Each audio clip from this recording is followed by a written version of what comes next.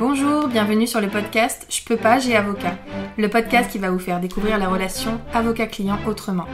Nous sommes Anaïs Goulpeau et Sarah Kébir, avocates associées dans le cabinet Wave Avocat. Et notre but avec ce podcast est de rendre l'avocat accessible. Ici, vous trouverez des discussions, des partages d'expériences, voire des confidences, mais aussi des réponses concrètes à vos questions juridiques dans nos domaines. Grâce à un langage adapté, des réponses claires et de la bonne humeur, nous espérons pouvoir répondre à vos questions et inquiétudes et peut-être vous donner une nouvelle vision de l'avocat.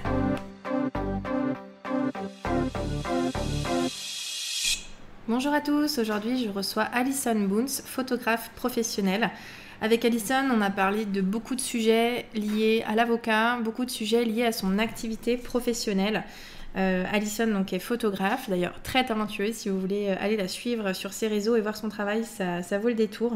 Donc on a discuté de son travail, de l'impact du droit dans son activité professionnelle, de comment ça a pu l'aider et ce à quoi elle a dû faire face durant son activité. On a aussi parlé de ses relations avec les différents avocats qu'elle a connus et de ce qui l'a marqué dans ces relations-là. Voilà, c'est une conversation vraiment très intéressante, enrichissante et je vous invite à l'écouter. Est-ce que tu peux te présenter et nous expliquer un petit peu ce que tu fais et d'où tu viens ? Alors, je m'appelle Alison Boons, je suis photographe professionnelle. J'habite actuellement dans le sud de la France. Et voilà. Je ne sais pas quoi dire plus. Non, mais très bien. Donc, tu es photographe professionnel. Donc là, on sait que ce podcast, ça évoque un peu tout ce qui concerne la relation avocat, de faire que l'avocat soit accessible. Donc, on va discuter de pas mal de petites choses, peut-être dans ta vie pro de photographe, mais aussi peut-être dans ta vie perso. Alors déjà, je sais que tu as déjà fait appel à des avocats. Est-ce que tu peux nous dire dans quel contexte de base? Donc, est-ce que c'était dans le milieu professionnel ou dans le milieu personnel ou les deux? Alors, il y a eu les deux. Et, très jeune, une affaire avec un de mes anciens employés saisonniers, donc une affaire de prud'homme. Et puis, plus récemment, dans le cadre professionnel, plusieurs affaires autour du droit d'auteur et de l'image.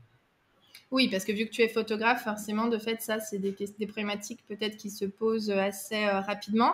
D'ailleurs, donc tu es photographe depuis combien de temps ? Depuis 2014, à plein temps. D'accord, donc depuis 2014, et tu as rencontré des litiges assez vite ou est-ce que ça s'est fait ensuite ?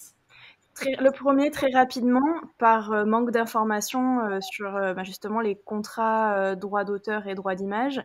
Et puis après, au fur et à mesure de l'expérience, d'autres petites problématiques qui sont survenues, encore une fois, par manque de vigilance et d'information.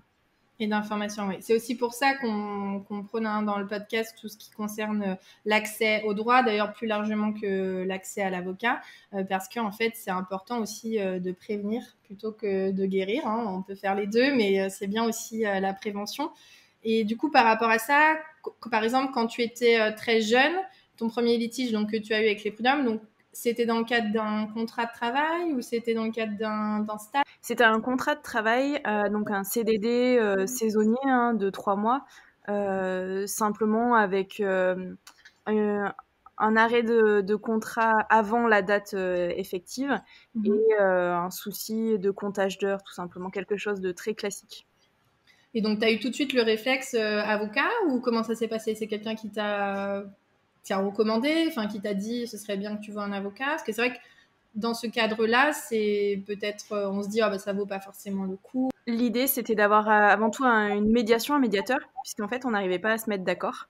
Donc, il fallait quelqu'un qui, déjà, qui tempère un petit peu le dialogue et qui soit là aussi pour me conseiller. Donc, j'ai eu recours à un avocat qui m'a été effectivement recommandé. D'accord. Et qui a un petit peu démêlé l'affaire sans que ça aille sur une procédure lourde. Voilà, donc on a pu se mettre d'accord. Je crois que ça s'appelle une médiation de mémoire. Oui, alors ça c'est intéressant effectivement, c'est que l'avocat c'est pas uniquement l'avocat justicier ou l'avocat judiciaire, c'est-à-dire voilà qui va aller en justice, mais on a aussi en tant qu'avocat un rôle dans tout ce qui concerne la résolution amiable des litiges et soit un rôle on va dire juste de négociation, d'envoyer un courrier, de faire des échanges de courriers, ou même certains avocats sont formés aux méthodes et ont le titre de médiateur. Voilà. Donc après, je ne sais pas si ton avocat l'avait à ce moment-là, mais de toute façon, de base, on a quand même une formation et de plus en plus, on est formé pour être à même de gérer ce genre de problème et éviter d'aller en justice, en fait. L'avocat n'est pas forcément celui qui va pousser à aller en justice. Au contraire, on va souvent aider les gens à régler leurs litiges avant pour gagner du temps, de l'argent et puis même de la tranquillité d'esprit. Donc ça, c'est comme ça que ça s'est passé. Ok. Ensuite, donc tu deviens photographe, tu commences, tu t'es pas demandé en étant photographe, tu t'es pas dit il faut que je regarde un peu mes droits, mes devoirs. T'as monté une société ou t'étais au début seule? Enfin, comment tu t'es débrouillée? Alors, j'étais en société, seule, société individuelle. D'accord. Et en fait, j'étais sensible à deux documents qu'il fallait mettre en place. Donc, un document de droit de diffusion et d'exploitation des images et un document relatif aux droits d'auteur spécifiques. Donc, un pour mes modèles, en gros, et un pour moi. Comme tous les photographes débutants, entre guillemets, quand on se lance, on n'a pas forcément l'investissement ou l'envie de solliciter un professionnel en fait pour nous rédiger toutes ces clauses, même ne serait-ce que les conditions générales de vente qui sont quand même assez importantes. On passe un peu à côté de ça parce qu'on se dit c'est une grosse somme, un gros investissement. Du coup, on a plutôt tendance à aller chercher des modèles que l'on peut trouver gratuitement en ligne et c'est ce que j'ai fait. Et malheureusement, ça ne suffit pas parce que souvent, il manque des clauses importantes. Et c'est ce qui m'est arrivé sur un projet où du coup, je photographiais des personnes et dans les contrats en question, on va dire dans la globalité, ils étaient bons, mais il manquait vraiment une clause spécifique. Et en plus, je mettais pas spécialement un point d'honneur à ce que tout le monde vraiment me signe les contrats en bonne et due forme, en temps et en heure. Voilà, il y avait vraiment une relation de confiance, un peu trop peut-être laxiste, qui s'est instaurée. Et ça, vraiment, je pense que c'est le manque d'expérience qui veut ça. Et je sais encore aujourd'hui, pour en discuter avec les collègues, qu'on n'est pas tous sensibilisés à ça et qu'on a tendance encore à laisser un peu de mou sur ces contrats-là parce qu'on n'est pas du tout dans la procédure, on n'a pas envie d'embêter nos clients. Et du coup, on n'a pas forcément que des bonnes personnes en face de nous, des personnes intentionnées, et ça peut vite déraper en fait, puisque dans notre métier, c'est vrai que tout ce qui est droit d'image ou même droit d'auteur, ce sont des gros montants en général qui sont réclamés en cas de condamnation, donc c'est assez facile en fait d'amener un professionnel en justice pour cette raison-là. Oui, je pense que ça, c'est vrai que c'est important ce que tu dis, c'est-à-dire qu'au moment de la création d'une entreprise, au moment d'un début d'activité, on va regarder un peu ce qui est le plus urgent et le moins coûteux, ou en tout cas, on ne va pas tout de suite penser aux grosses difficultés qui peuvent arriver. Et le jour où on a une difficulté, en général, c'est là où du coup, on se rend compte de l'importance d'avoir bien prévu les choses, d'être bien conscient aussi des choses. Parce que je me pose la question, quand toi tu avais préparé ces documents, est-ce que tu t'étais dit ça a une importance, ou tu l'as fait parce que tu devais le faire, mais sans te dire un jour je vais les utiliser, quoi? Parce que je pense qu'il y a aussi cet aspect-là où on se dit, c'est un peu comme nous, les conventions d'honoraires entre avocats, souvent on se dit, les clients, on s'est mis d'accord sur telle somme, on va pas les embêter à leur faire signer tout un document. Bien sûr, c'est une obligation, donc on le fait, mais on a toujours, je pense, en tête, en tout cas au début, avant d'avoir un souci, cette idée-là. Et j'ai l'impression que c'était un peu la même chose de ton côté, c'est-à-dire que tu avais des documents que tu as pris un peu parce qu'on t'a dit qu'il fallait les prendre quand on débute comme photographe, mais sans t'imaginer que potentiellement ça serait une protection future pour toi, ou à l'inverse, c'est un danger. Tout à fait, c'est ça en fait. Je l'ai fait parce qu'il fallait le faire, mais sans vraiment comprendre ce que je faisais et pourquoi je le faisais et quelle pourrait être la conséquence s'il n'y avait pas eu ces contrats-là ou s'ils n'étaient pas en bonne et due forme. Encore une fois, souvent en face de nous, on a de l'humain en fait, donc on a tendance à faire confiance, on n'a pas envie de mettre des barrières justement avec ce genre d'obligations en fait administratives. Et comme tu dis, on n'a pas envie d'embêter les gens. Donc, si par exemple le contrat est même signé ou même en bonne et due forme, enfin correctement construit et qui nous est pas retourné de suite, on n'a pas envie non plus d'harceler les gens avec ça. Tu vois, enfin, en tout cas, moi, mon expérience et la problématique que j'ai eue, c'est là-dessus en fait, c'est que les contrats ne m'ont pas été retournés. Voilà. Oui, c'était même pas tellement sur la manière dont tes contrats étaient rédigés, mais plus sur le fait que tu les avais pas reçus une fois envoyés, quoi. Exactement. C'est ça. D'accord. Donc après, toi, une fois que tu as eu cette difficulté, donc tu t'es rendu compte, ça c'est pareil, cette idée-là que de prendre des documents gratuits sur Internet, c'est très bien, ça donne un accès au droit assez rapide, mais de fait, ça n'intéresse pas vos situations particulières. Donc ça veut dire que si vous avez une problématique particulière, ou si vous commencez vraiment à vous développer, ou à avoir beaucoup plus de contrats peut-être plus importants, etc., ça peut ne plus du tout convenir à la situation. Donc ça, par rapport à ça, je pense que c'est important de dire que peut-être même une simple consultation avec un avocat ou d'ailleurs un autre professionnel au départ d'une activité peut quand même à terme faire gagner pas mal de temps, de tranquillité et d'argent, parce que voilà, je pense que potentiellement cette histoire a pu aussi toi t'impacter, voilà, autant au niveau du temps qu'au niveau financier. Alors que peut-être que si tu avais pu avoir un conseil à la base, tu te serais rendu compte plus. Et bon, tu serais peut-être pas allé jusqu'à demander tous tes contrats, mais ça aurait pu t'alerter par rapport à ça. Et d'ailleurs, du coup, quand tu as eu cette difficulté, toi, tu as été voir un avocat qui t'a encore été recommandé ou... Absolument. Toujours, Voilà. tous les avocats auxquels j'ai eu recours m'ont toujours été recommandés. Voilà, je pars du principe. Enfin, en photographie, c'est pareil. Quand on recherche un service, on recherche avant tout de l'humain et quelqu'un qui peut vraiment être de confiance. Et je pense que simplement chercher sur Google avec quelques avis, ça ne suffit pas. Je pense que vraiment la recommandation bouche à oreille est beaucoup plus précieuse. Donc voilà, donc c'est comme ça que je me suis tournée vers mon avocat. C'est intéressant que tu dis ça parce que tu sais, va sortir un épisode là, je pense qu'il est déjà sorti au moment où on écoute ton interview. Mais le premier épisode de ce podcast, c'est comment choisir l'avocat fait pour toi.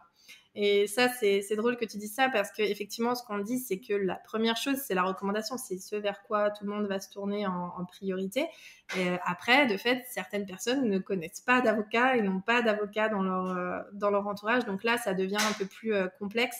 Mais ça ne sacrifie pas l'importance de l'être humain, à mon avis, puisqu'aujourd'hui, on a des moyens quand même un peu de sonder les personnes et leur manière de travailler. Donc voilà. Mais effectivement, ça prouve bien que la recommandation, c'est bien la première manière d'avoir accès à l'avocat. Et donc du coup, tu as eu cet avocat. Comment ça s'est passé? Est-ce que vous avez repris toute ta situation? Est-ce que vous avez un peu d'abord tenté de sauver les meubles? Comment ça s'est passé ta relation avec cet avocat? Alors déjà, on a fait un énorme état des lieux. Et là, il y a eu une prise de conscience non négligeable pour ma part, où je me suis rendu compte que finalement, il fallait faire quelque chose. Et que la première chose à faire, c'était de remettre en ordre ma manière de travailler pour les projets à venir, puisque du coup, j'étais lancée, donc il y en avait pas mal en cours. Il fallait régulariser la situation pour tous les projets. Donc ensemble, on a construit de nouveaux documents. Donc déjà, elle m'a informée. Donc ça n'a pas été simple parce qu'il y avait un gros rattrapage à faire, donc beaucoup d'informations d'un coup. Ensuite, on a essayé de construire des documents un peu génériques qui pouvaient s'appliquer à toutes mes activités, voilà, sans qu'à chaque fois je puisse la ressolliciter. Donc elle m'a fait au total 8 documents quand même. D'accord. Je peux transposer en fonction, donc elle m'a expliqué comment faire, et que je peux adapter en fonction des projets. Et puis, bien évidemment, rédiger de nouveaux contrats pour le projet qui posait souci, et essayer de tempérer et effectivement apporter une certaine médiation à la situation en cours. Voilà. Ça a été... Oui, ça a été une double mission, entre guillemets. C'est t'aider sur le litige en cours et puis t'aider à ce que ça se reproduise pas, ou en tout cas te protéger en fait dans toutes tes activités. Parce que donc tu es photographe, mais tu as plusieurs activités où tu as besoin de documents distincts, c'est ça? Exactement. Alors, je suis photographe professionnelle en mariage, donc où là, je vais photographier un couple essentiellement, mais aussi tous leurs invités. Donc, dans mes clauses, il y a forcément une mention qui stipule que tout le monde va être photographié. Donc, il faut que personne, entre guillemets, ne s'oppose à ça, ou en tout cas, il faut que tout le monde soit informé qu'ils peuvent être photographiées, et que ces photos peuvent aussi être diffusées sur mes réseaux sociaux ou sur les réseaux sociaux d'autres invités. Donc voilà, donc il a fallu mentionner tout ça. Et puis je fais aussi de la photographie de portrait aquatique, donc de la photographie sous l'eau, et essentiellement de femmes enceintes. Donc là aussi, ce sont des photographies très personnelles, même parfois il y a quand même du nu artistique qui est fait. Donc mettre en place des clauses qui autorisent mes clients à diffuser ces images tout simplement pour ma communication. Mais et enfin, la dernière dimension, c'est le travail que j'ai avec les professionnels, donc souvent avec des marques, des packshots, où justement il peut y avoir d'autres modèles qui peuvent apparaître sur leurs produits. Donc voilà, donc c'est vraiment divers et varié comme activité, et chaque fois il y a des clauses différentes à mettre en place en fonction du projet, ne serait-ce que la géolocalisation, la diffusion, le temps de diffusion, les supports, voilà. Donc au début c'était un peu complexe à comprendre, pour moi c'était trop de paramètres en fait, c'était énorme comme travail. Aujourd'hui ça devient la routine et c'est même facile, c'est un automatisme maintenant. Ouais, donc ça, c'est vrai qu'il faut avoir conscience quand on a un avocat ou un conseil, ça nous apporte une aide, mais au début, c'est aussi du travail voilà, pour le professionnel concerné, enfin pour toi, c'est-à-dire qu'il faut faire un effort de compréhension, il faut se l'approprier, parce que c'est bien beau hein, d'avoir des conditions générales ou d'avoir des documents, mais si en fait tu les utilises pas et tu continues à utiliser tes anciens documents, ou pire, que tu n'envoies pas de documents, ça va un peu te servir à rien. Donc ça, c'est sûr que c'est un travail d'équipe de toute façon entre l'avocat et toi. Mais du coup, une fois que vous aviez fait cet audit, vous avez fait ces documents, là, tu n'as plus besoin de revenir vers elle en ce moment pour tes nouveaux projets. C'est tout adaptable, tu as réussi à faire quelque chose qui te correspond.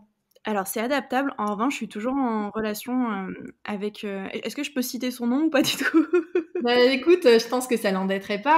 Elle s'appelle Magali Legros. Elle est spécialisée dans justement tout ce qui est droit à la propriété intellectuelle. Et aujourd'hui, sur mes documents mis en place pour mes shootings, non, je ne la consulte plus, sauf cas particulier. En revanche, quand ce sont les marques, puisque je travaille aussi avec des marques, surtout en aquatique, qui sollicitent mes services, et pour vraiment une diffusion beaucoup plus large et très spécifique, là en général je fais un rendez-vous de conseil avec elle où je lui envoie les documents, elle les analyse, elle me dit bon bah telle ou telle clause peut être ajustée, demander à suppression, attention à ça, voilà. Donc ça va être plus sur de la demande ponctuelle pour des prestations très spécifiques.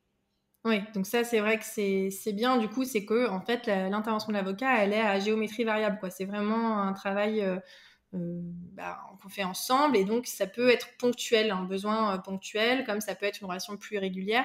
Mais il faut garder en tête que à chaque fois, c'est un appui indispensable, en fait. C'est ce que d'ailleurs tu dis dans ton... Ça te sécurise au niveau aussi de ton activité. J'imagine que ça te délaisse un peu une charge mentale par rapport à ça, et que tu te sens beaucoup plus en sécurité, surtout avec du coup ces litiges que tu as eus. Ah complètement. Moins peur, parce que, c'est vrai que quand il y a eu, cette affaire, clairement, c'était compliqué, puisque je me suis dit: «Mon Dieu, mais en fait, ce type de problème peut survenir tout le temps. Comment je vais faire?» Finalement, le fait d'être accompagnée effectivement est très rassurant, évite de faire d'autres erreurs, et puis même je vais plus loin, c'est aussi un enrichissement personnel. Voilà, c'est quelque part on acquiert un nouveau savoir, on devient expert vraiment de notre discipline, puisque on a une nouvelle casquette. Être photographe, c'est pas simplement prendre des photos, on est aussi chef d'entreprise, on fait notre propre communication, on est commercial, enfin voilà, on a plein de casquettes, et finalement de comprendre vraiment ce qu'on fait et jusqu'au bout avec cette notion un peu de droit, c'est très enrichissant, et c'est qu'un plus pour nous, vraiment. Enfin, c'est comme ça que je le perçois en tout cas. Oui, bien sûr. Est-ce que si c'était à refaire, tu penses que immédiatement au moment où tu as commencé, tu serais allé voir un conseil? Absolument. Aujourd'hui, quand je vois l'investissement que ça représente finalement de faire, de mettre en place des contrats pour se protéger, oui, c'est clair, j'irai de suite. Je crois aussi qu'au départ, lorsque j'ai plutôt eu tendance à aller chercher un modèle disponible gracieusement sur Internet, je m'étais imaginé des sommes aussi astronomiques sur ce type de prestations-là. Alors qu'en fait, pas du tout, c'est vraiment accessible, et puis ça peut être aussi étalé sur le temps, c'est-à-dire qu'on peut commencer par un contrat et puis en faire un autre petit à petit, en fonction aussi de nos revenus, de la prospérité de notre activité. Voilà, il y a une mauvaise idée, une fausse idée qu'on se fait aussi sur le coût que ça représente. Et aujourd'hui, j'aimerais vraiment pouvoir dire aux copains, d'ailleurs c'est un peu ce que je fais dès qu'on aborde le sujet, c'est mais n'hésitez pas, en fait, allez-y, ça représente rien finalement pour comparé à envers quoi ça nous protège, quoi, envers le risque qu'il peut y avoir si on n'a pas ça, quoi. Donc c'est vraiment que dalle. Donc à mon avis, c'est vraiment indispensable, et oui, si je devais le refaire, je n'hésiterais pas.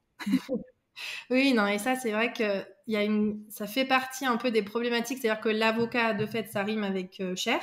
Ça rime avec on va pas s'en sortir et je vais rentrer dans son bureau et je vais ressortir avec avoir fait un chèque de 300 euros. Donc voilà, ça, c'est une idée reçue et qu'il faut essayer de lutter contre parce que même si vous avez peur de ça, de combien ça va coûter, vous pouvez potentiellement aller voir quelqu'un pour un premier rendez-vous et puis après l'interroger. Voilà. Surtout, n'ayez pas de difficulté à interroger la personne, l'avocat en question, sur combien ça peut coûter, combien elle peut prendre, si c'est des forfaits, si c'est des échelonnements. Tout ça, c'est des questions que vous devez aborder au départ et qui vous permettront après d'être dans l'apaisement par rapport à ça. C'est sûr qu'après, quand on commence à avoir des problèmes juridiques, des problèmes de procédure, là, on se rend compte que ça valait peut-être le coup quand même de dépenser un petit peu au départ pour s'éviter ce genre de problématique. Quand bien même, après, ça protège pas contre tout. Il peut y avoir quand même une procédure judiciaire, mais ça évite quand même les difficultés et qui coûtent beaucoup plus cher après une fois qu'on va devant le juge, forcément. Et qui sont longues. Ça a duré combien de temps, toi, ta procédure environ ? Elle vient de se terminer, enfin elle est en cours de clôture, on va dire 5 ans. Voilà. Ouais, c'est énorme.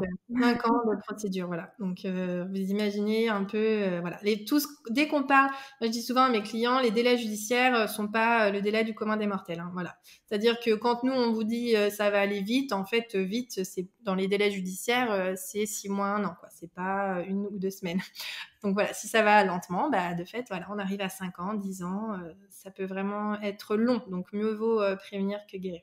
Et toi, dans tes collègues photographes, tu vois ce genre de problématiques? C'est répandu que les gens ne soient pas protégés par rapport à ça? Absolument, beaucoup.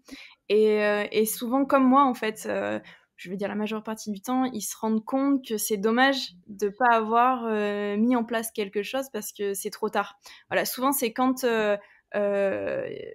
l'assignation est déjà en cours qu'ils se rendent compte que finalement un petit contrat aurait pu être pas mal. C'est dans les deux sens, ça peut être parce qu'ils ont diffusé une photo qu'il ne fallait pas ou parce que eux-mêmes n'ont pas cloisonné les droits d'exploitation de leurs images en fait. J'ai beaucoup de copains qui ont retrouvé des photos à eux placardées partout dans le métro en fait sans autorisation de diffusion. Donc certes, là c'est facile de faire valoir son droit d'auteur. En revanche, ça reste quand même une procédure à mettre en place. Il faut solliciter un professionnel, donc on a un avocat. C'est jamais plaisant en fait. Ne serait-ce que l'investissement en termes de temps est quand même assez énorme. Voilà. Ouais, c'est ça. Voilà, c'est toujours en fait prévenir, mieux vaut prévenir que guérir. Donc si certains de tes amis photographes nous écoutent, il faut bien voilà, les alerter sur ça. J'imagine que tu fais de la propagande pro-avocat dès qu'on te parle de quelque chose. Absolument. Mais on parle des photographes, mais en fait, je pense que c'est même les artistes en général. Je connais beaucoup de peintres ou de sculpteurs qui sont pareils, qui exposent énormément en galerie. Alors, certaines galeries, on va dire quand même beaucoup, ont des contrats, bien sûr, avec les artistes, mais encore aujourd'hui, il y a des petites structures qui ne les mettent pas en place, qui font ça voilà en disant c'est un échange de procédés ou on fait ça parce qu'on se connaît et tout et ça manque et je pense qu'aujourd'hui l'artiste doit arriver et demander ses contrats en fait. Je prends un autre exemple. Aujourd'hui je suis devenue formatrice et donc je passe, enfin les premières formations que j'ai données, je suis passée par un organisme de formation et aujourd'hui je passe par un second. Les deux organismes n'avaient pas de contrat mis en place au départ. C'est moi qui ai dû les demander et apporter mon propre contrat, qu'ils ont après adapté et changé et qu'ils ont diffusé même à leurs autres formateurs. Mais ça m'a vraiment interpellée de me dire, mais mince, comment un organisme de formation ne peut ne pas avoir de contrat aussi, en fait. Pour moi, c'est logique. Et je pense que, voilà, pour résumer, ça s'étend pas qu'à la photographie, ça s'étend vraiment à majoritairement tous les corps de métier. Ah oui, oui, je pense que ça s'applique effectivement à tous, mais c'est vrai que dans les métiers artistiques, voilà, comme toi, c'est encore un droit extrêmement particulier. C'est-à-dire que ça, c'est aussi quelque chose à évoquer, c'est qu'il faut s'adresser au bon professionnel, c'est-à-dire à un professionnel qui a l'habitude de faire ce genre de litige et qui a l'habitude de gérer ce genre de professionnel, justement. Donc toi, c'est pour ça, je pense que tu as été recommandé aussi peut-être dans le milieu, voilà, où certaines personnes t'ont dit telle personne est spécialisée, ou en tout cas fait ce domaine-là en particulier, et c'est pour ça que tu as pu avoir aussi un conseil adapté. Tout à fait. D'ailleurs, tu as vu, donc, cette avocate, elle t'a suivi sur tous tes problèmes professionnels ou tu as eu d'autres professionnels qui sont intervenus? Non, elle m'a suivie sur cette affaire-ci et sur les contrats, sur mes contrats, puis sur aussi mes expositions, en fait, tout ce qui est lié à mon activité vraiment photo pure. En revanche, j'ai eu récemment un autre litige sur un vol de propriété intellectuelle. Là, j'ai sollicité une autre avocate puisque c'était pas exactement le même domaine et en plus la mienne n'était pas disponible. Pareil, une recommandation. Voilà, une avocate qui est intervenue dans le cadre aussi d'une médiation, on va dire, et qui m'a apporté aussi son conseil. Et c'était très intéressant parce que du coup, on est à peu près dans le même domaine, mais pas pour la même raison. Et j'ai eu deux avocates finalement, donc qui ont le même cursus, qui connaissent les mêmes droits, mais qui ont deux approches différentes.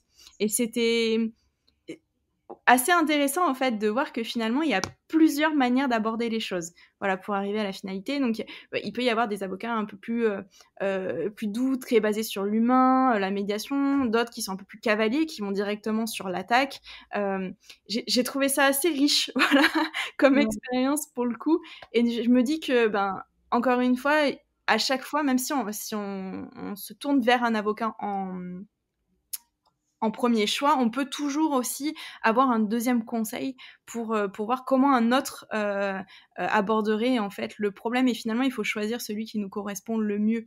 Le côté un peu procédure, moi, c'est pas trop mon délire. Je suis pas quelqu'un qui est dans la confrontation. Je suis plutôt justement dans le dialogue, dans l'échange et de la conciliation. C'est vrai que je vais plutôt avoir tendance à me tourner vers quelqu'un qui va me correspondre. J'ai pas envie de me trahir, entre guillemets, de devenir quelqu'un d'autre simplement parce qu'il y a un problème, en fait. J'aimerais bien pouvoir le mener à bien tout en me correspondant, quoi, sans forcément avoir à montrer les dents. Ce qui n'est pas forcément tout le temps possible, on est d'accord. Mais si on peut, voilà, je préférerais comme ça que quelqu'un directement qui parle en mon nom d'une façon très agressive. Voilà, ça me gênerait un petit peu. Et voilà, je trouve important de le dire, en fait. Il y a toujours possibilité de trouver d'autres personnes qui nous correspondent au mieux. Oui, ça c'est vrai que c'est vraiment super important et c'est une idée qu'on partage. C'est-à-dire que un avocat, il peut être très bon dans son domaine, mais ne pas correspondre avec quelqu'un. C'est comme une relation amicale, une relation de couple. Pour moi, c'est la même chose avec l'avocat. On doit avoir quand même une relation. Il faut que ça matche, quoi. Donc ça peut matcher avec quelqu'un et pas du tout avec quelqu'un d'autre. Donc c'est en ça qu'il faut quand même s'écouter de base. C'est pas parce qu'un avocat vous a été recommandé ou c'est pas parce que telle personne est reconnue voilà, dans son domaine, etc., qui va forcément vous correspondre. Et ça, c'est intéressant que toi, tu aies pu voir de tes yeux, on va dire, les deux modes de fonctionnement, parce qu'en fait, on a tous nos sensibilités, nos manières de travailler, nos stratégies, et même si on a le même fond juridique, on va dire, on peut aborder les choses de manière tellement différente que, effectivement, ça va vraiment dépendre de l'avocat que tu vas choisir. D'ailleurs, par rapport à ça, est-ce que même dans ta relation avocat-client, qui est quelque chose qui moi, m'intéresse énormément, est-ce que tu as ressenti une différence entre ces deux conseils, sans dire un mieux ou un moins bien, mais est-ce que tu as ressenti justement, voilà, il y en a une, tu étais peut-être plus à l'aise, ou est-ce que tu as ressenti que tu pouvais dire plus de choses, la relation était... Enfin, tu vois, en quoi cette relation, elle a été différente avec l'une ou avec l'autre? Je crois que c'est deux femmes, hein, tes avocats. Tout à fait. C'est deux femmes. Alors, sur toutes les deux, aucune au niveau de l'approche relation client, vraiment très humaine, très ouverte. C'était plutôt sur leur façon d'aborder, de traiter le dossier, en fait, leur stratégie qui était vraiment différente. En revanche, sur mon litige de 5 ans, là, il y a eu beaucoup plus d'avocats qui sont intervenus. Donc, il y en avait une qui me représentait, mais d'autres qui étaient aussi avec nous en sous-marin pour travailler sur le dossier. Et là vraiment différent. Des stratégies encore très opposées et une relation client un peu plus fermée pour certains. C'est-à-dire que moi, j'ai ressenti vraiment le titre d'avocat. Voilà, je suis rentrée dans une institution. Donc le fait... alors moi, mon avocate, je l'appelle par son prénom. Voilà, on est très, je vais pas dire informel, mais voilà, il y a quand même des barrières qui se sont enlevées pour rendre le cadre de travail un peu plus agréable, voilà, pour démystifier un peu le côté avocat et rendre ça un peu plus léger aussi, parce que c'était déjà assez lourd rien qu'en parlant de l'affaire. Donc voilà, nous, notre relation, elle était plus légère. En revanche, là, avec l'autre cabinet qui est intervenu pour nous aider, clairement, c'était maître. Voilà. Et ça change tout. Vraiment, parce qu'à chaque... Enfin, un truc tout bête, mais les premiers rendez-vous que j'ai eus avec eux au cabinet, ils n'étaient pas forcément hyper agréables, tu vois, c'était un peu la boule au ventre, je savais pas trop quelle sauce j'allais être mangée. Alors pourtant, j'étais simplement là pour me défendre, ils étaient pas là pour me condamner, en fait. Ils étaient là pour m'aider. Et il y a eu une espèce d'atmosphère très, très lourde, très pesante de par ça. Ouais, donc ça, tu l'as ressenti. Ça, c'est vrai que il y a certains avocats qui sont très attachés à la profession d'avocat, le titre, le maître. Ça dépend vraiment. D'ailleurs, c'est assez drôle parce que nous, au cabinet, on n'est pas du tout attachés à ça. Donc, c'est-à-dire qu'on s'en fiche en fait complètement que les gens nous appellent maître ou pas. Mais il y a beaucoup de gens, quand ils viennent en rendez-vous, on sent que ça, c'est vraiment une inquiétude. C'est-à-dire que ils vont nous dire madame, et puis tout après ils vont dire enfin maître, voilà, ils savent plus trop quoi faire, c'est vraiment une inquiétude. Donc ça, c'est pareil, c'est neutre, quoi. Effectivement, c'est un titre, mais après on n'est pas obligé de se faire appeler par son titre, et ça s'applique pas forcément aux clients, et ça met effectivement une inquiétude, c'est ce que tu disais. En plus, si toi t'avais pas connu ça, de fait ça a été encore plus compliqué. Tout à fait. Ça a pas, on va dire, voilà, ça a rajouté un peu plus de stress. Ouais, donc ça nuit un peu quand même à ta relation avocat-client en définitive. Plutôt sur mon état mental. Voilà, c'était encore une fois, cette affaire n'était pas hyper simple à gérer. Elle a été très longue et très lourde. De me dire en plus à chaque fois, j'ai rendez-vous avec ce cabinet-là ou avec les avocats, et de me rajouter une pression supplémentaire. Non, c'est sûr que à chaque fois que je ressortais des rendez-vous, j'étais lessivée, j'étais pas bien, vraiment. J'avais besoin de dormir, j'étais de mauvaise humeur, même triste souvent, alors qu'en fait, je construisais seulement ma défense. Voilà, donc c'était assez paradoxal. Pour moi, ça ne devrait pas impacter autant le client de cette façon-là. Justement, ça devrait le soulager. On devrait sortir de là en se disant « Ah, c'est bon, allez, on repart, on est motivé, on va trouver une solution, ça va aller. » Non, là, c'était plutôt l'inverse. À chaque fois, j'étais un peu plus accablée, moins bien. Voilà, c'est... D'accord. Et ça, tu crois vraiment que c'est de fait cette distance qu'il y avait entre vous, ou tu crois que c'était aussi lié à l'affaire qui était un peu délicate et qui peut-être du coup t'imposait d'avoir des réflexions ou des décisions peut-être? Il y avait vraiment les deux. C'est-à-dire que je n'ai pas ressenti ça avec d'autres, si tu veux, même à titre personnel, lorsque j'ai sollicité des avocats pour des affaires autres. J'ai pas eu cette pression-là. Au contraire, à chaque fois, je soufflais.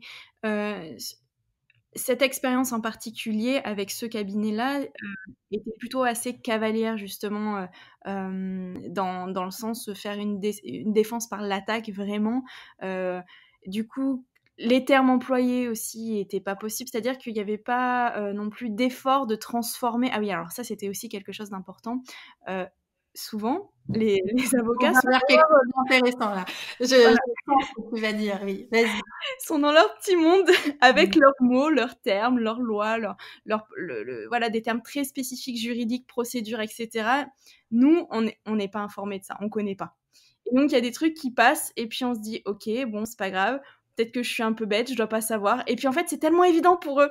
Et donc, au bout d'un moment, on n'ose même plus poser la question parce que on se sent tout petit. Et ça, c'était très gênant pour moi. Et en l'occurrence, avec cette expérience-là, quand je ressortais de ces rendez-vous-là, je savais plus où me mettre, en fait. J'avais l'impression d'être stupide. C'est ça, ouais, ça te donnait une certaine vision de toi-même qui n'était pas agréable, quoi, en gros.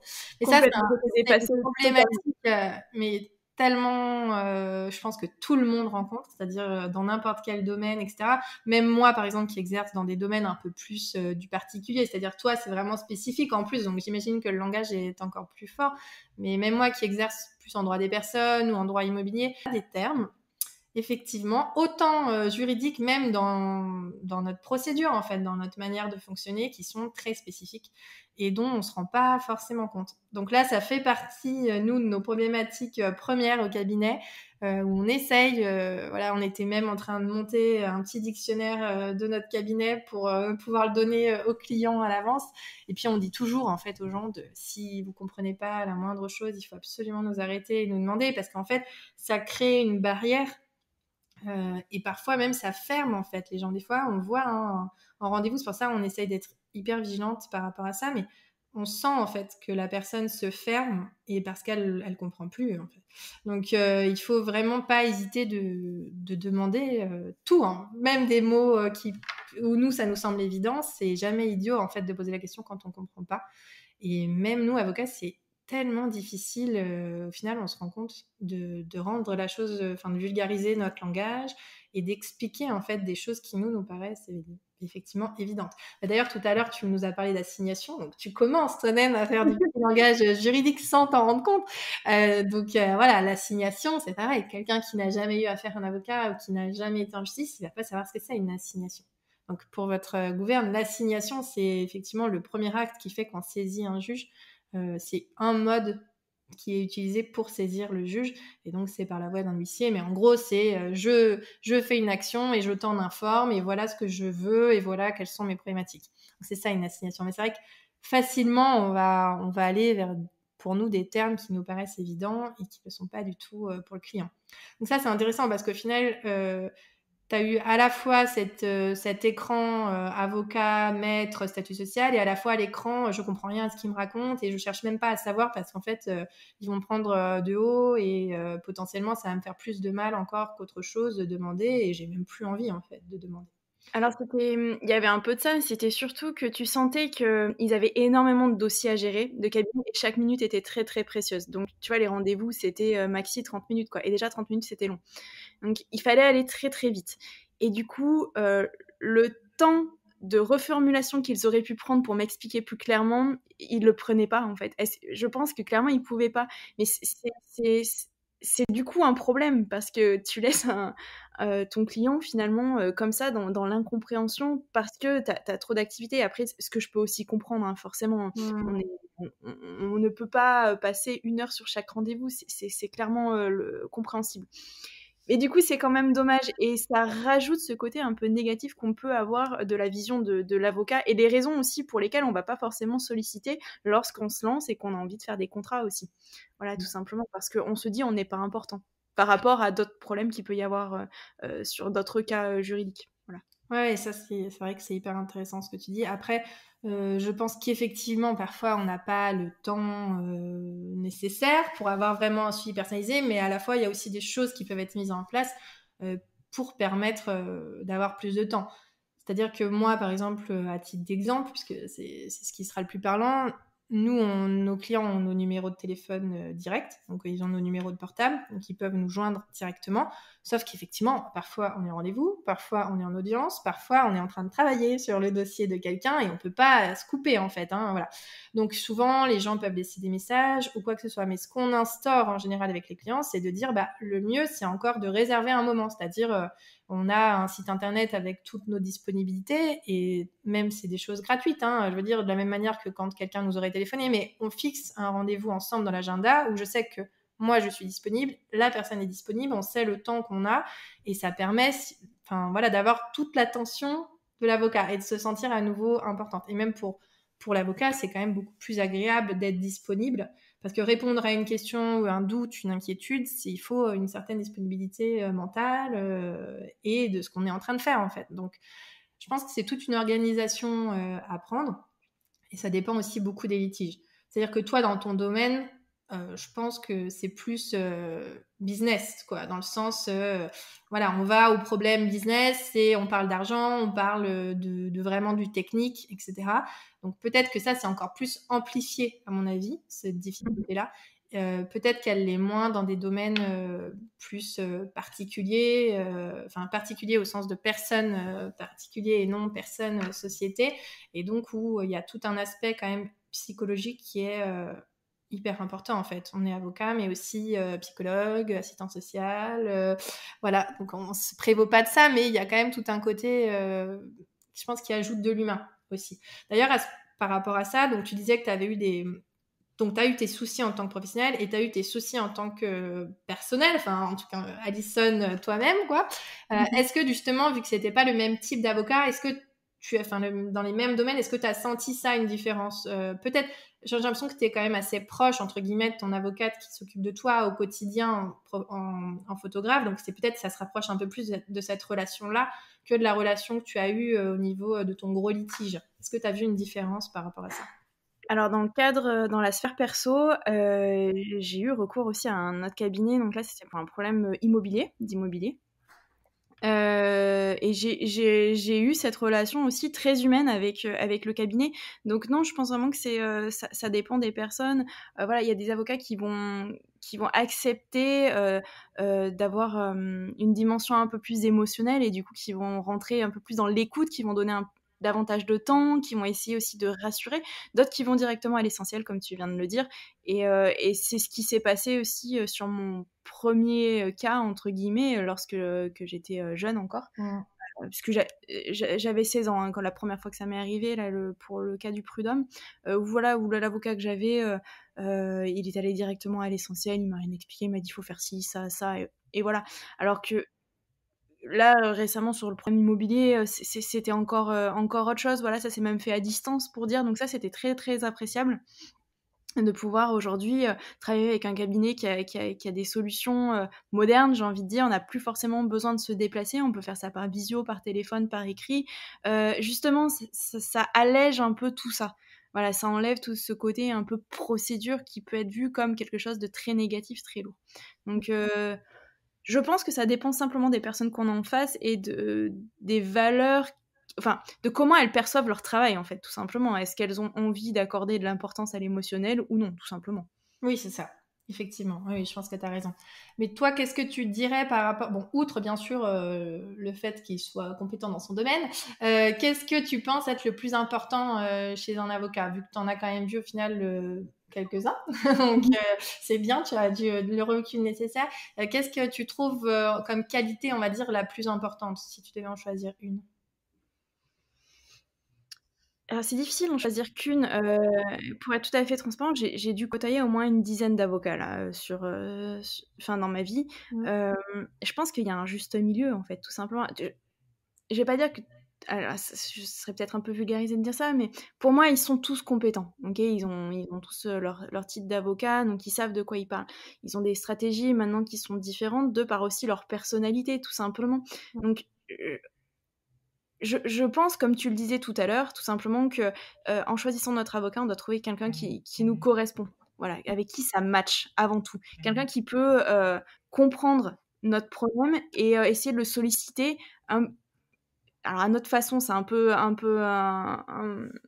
gros, mais puisqu'il est là aussi pour du conseil et qu'il peut apporter une autre dimension. Mais voilà, quelqu'un qui va pouvoir à la fois être assez incisif dans sa façon de faire les choses, mais à la fois aussi avec une grande écoute et voilà, prendre ce temps de reformulation que je disais tout à l'heure, parce que je pense qu'on est nombreux à avoir cette attente-là, en fait, d'un professionnel. Quand on va chez un médecin, par exemple, c'est pareil. On n'attend pas qu'il nous prescrive simplement une ordonnance avec un traitement. On a aussi envie de comprendre pourquoi il nous donne cette ordonnance-là et qu'est-ce que va faire ces médicaments en particulier. Voilà. Je pense que pour un avocat, c'est la même chose. Donc, trouver qu'une qualité, c'est difficile. Écoute, je pense qu'on a bien discuté de tout ça. Est-ce que tu as peut-être des choses que tu voulais rajouter? Je pense qu'on a fait le tour de la question. Pour les copains photographes, faites pas comme moi, allez directement consulter.